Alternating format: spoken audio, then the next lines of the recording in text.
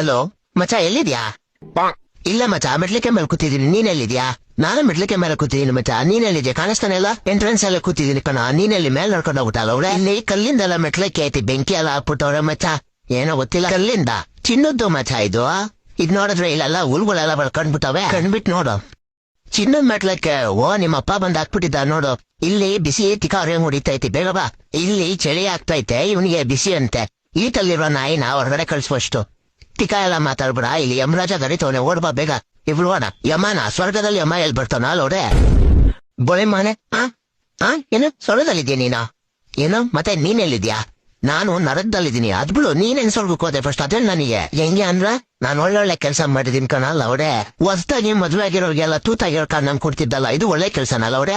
ಸರಿ, ನಾನು ಆಮೇಲೆ ಫೋನ್ ಮಾಡ್ತೀನಿ. ರಂಬೆ ಊರ್ವಶಿ ಮೇನಕ್ಕೆ ನನ್ನ ಡ್ಯಾನ್ಸ್ ಆಡಕ್ ಕರೀತವ್ರೆ. ಲೇ ದರಿ ನನ್ ಮಗನೇ, ನಾನೊಬ್ಬನ ನರಕದಲ್ಲಿ ಬಿಟ್ಟಲ್ಕೆ ಅವ್ರೆ, ಬಾರೋ.